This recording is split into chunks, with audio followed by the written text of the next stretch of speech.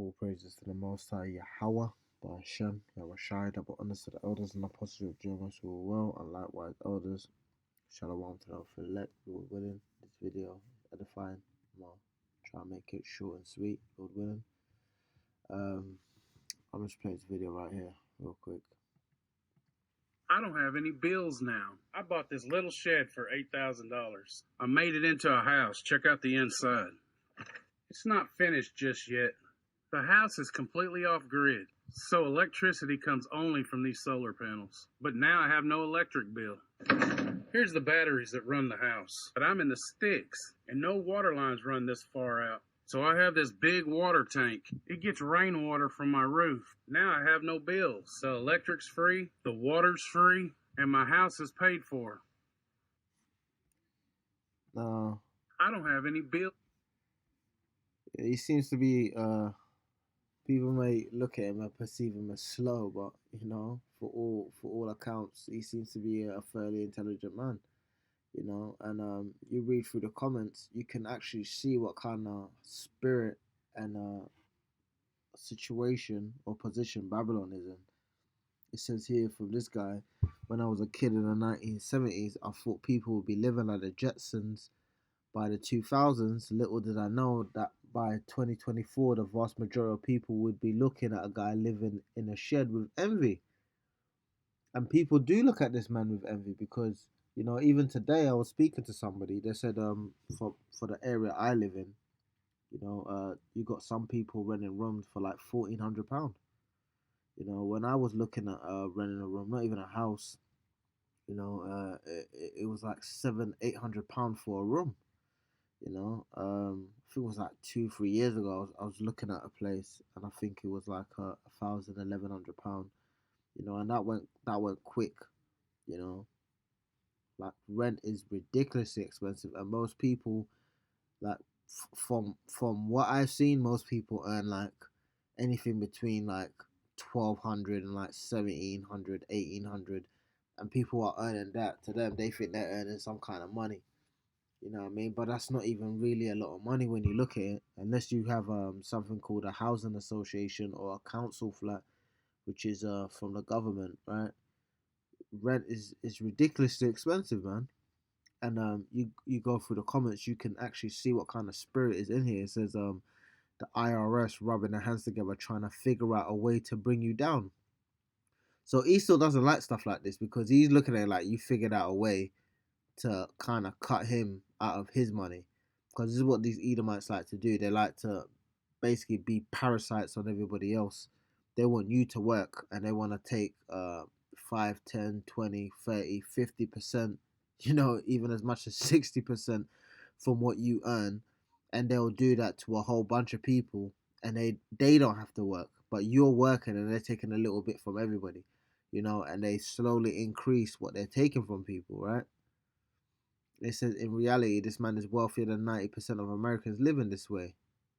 A man with no bills is a rich man. Be careful, man. The government doesn't like when people actually become free. So people know what America is about. People know what this society is about. It's basically about turning you into a debt slave, a wage slave, having you waste your whole life working for a bunch of stuff that you don't really own. You don't really own your house. You don't really own your car. You don't even own your kids, your woman, your own labor. You own none of it. Because if you work, you're supposed to be paid the same day according to the scriptures, but you don't even get that in this society. I'm going to get the scripture real quick. This is Isaiah 2:12.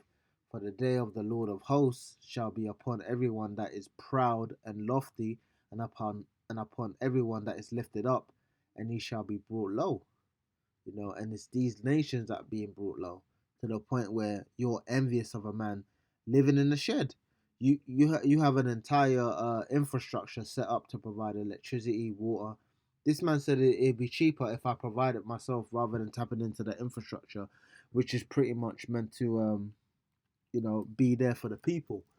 And I was watching a video earlier by the elder Yawakal, right? And he said the best societies are societies where everybody's homogeneous, right? Let me just get that word. Or homogeneous, I think it is the word. Yeah, that's it. homogeneous, of the same kind, alike, denoting a process involving, well, this is the first definition really, of the same kind, alike. So when you have people who are of the same kind and they're like, they're on one accord. When you have all these different people in living in the same space, you have people with different ideologies, religious doctrines, traditions, cultures, languages. You bring confusion, which is what the word Babylon means. It means confusion because everybody pretty much has their own way of living life. They're not on one accord. So there's always a level of strife, in Babylon. This is where the confusion comes in because you want to live this way and another person wants to live that way, and everybody's pretty much trying to exploit each other. Salakia. This is Habakkuk 2 and 6. Shall not all these take up a parable against him and a taunting proverb against him and say, I'm going to start 4. Habakkuk 2 and 4. Behold, his soul which is lifted up is not upright in him, but the just shall live by his faith. Yea, also because he transgresseth by wine, which is his doctrines, he is a proud man, neither keepeth at home. So he goes, to other countries, and he heaps these people unto himself, who enlargeth his desires hell, and is as deaf, and cannot be satisfied, but gathereth unto him all nations, and heapeth unto him all people. And this is blatantly Babylon. This is blatantly these quote unquote red nations, these European nations. They get all these immigrants, and people love talking about immigration, but if you didn't go and cause problems in their societies, they wouldn't be coming over here in the first place. So he loves to bring all these people onto himself so he can exploit them, so he can make them work and then tax them and then come into their homes and cause dysfunction so that he can ultimately rule over them because he knows that these people are not on one accord, and this is what Esau likes to do. He likes to come and cause dysfunction in your home so you're not on one accord so that he can come in and act like the man in your house and heapeth unto him all people. Shall not all these take up a parable against him and a taunting proverb against him and say, woe to him that increaseth that which is not his? How long? And to him that ladeth himself with thick clay. So he's increasing, wealth to himself, which is not his wealth, which is why you pay quote unquote taxes, right? That's not his money, Elder Malcolm goes into it all the time where you're not even supposed to pay income tax, I believe. Even in this country, you're not supposed to pay income tax. I think there was a law that was established where it was for the Napoleon Wars, where they pretty much enacted these laws to be able to tax you on your income so that they could fund the war. And then afterwards, they were supposed to stop taking the money, but every year they go and they renew that law so that it makes it quote unquote technically legal to take your money. When really and truly, they're not supposed to do that. They're not supposed to parasite off your labor. But this is what this man does. He increaseth that which is not his. He takes from other people and then he turns around and he looks down at you after he's put you in a situation of being destitute. And this is the last scripture I'll bring out. This is Exodus 23 and 30. I'll start 27, 23, 27.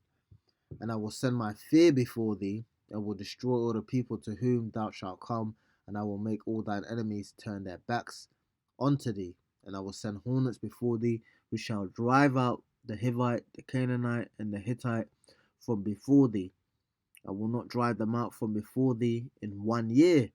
So, I know brothers want to get out of here, but, the Lord is not going to drive them out in 1 year, lest the land become desolate and the beasts of the field multiply against thee. By little and little I will drive them out from before thee until thou be increased and inherit the land. And I will set thy bounds from the Red Sea even unto the sea of the Philistines, and from the desert unto the river. For I will deliver the inhabitants of the land into your hand, and thou shalt drive them out from before thee. Thou shalt not, thou shalt make no covenant with them, nor with their gods. They shall not dwell in thy land, lest they make thee sin against me. For if thou serve their gods, it will surely be a snare unto thee. So the point is, the Lord said he will drive them out little by little until thou be increased. And you can see how the Lord is doing that for Israel now. He's not just destroying these people, He's destroying them and driving them out little by little. You know, he's causing the economies to collapse. He's causing a breakdown in the family. He's causing the prices to rise. He's causing the division amongst people. So he's slowly creating a wedge between these people, and he's increasing these problems over time. And what's it? Uh, ex, no, there's a word.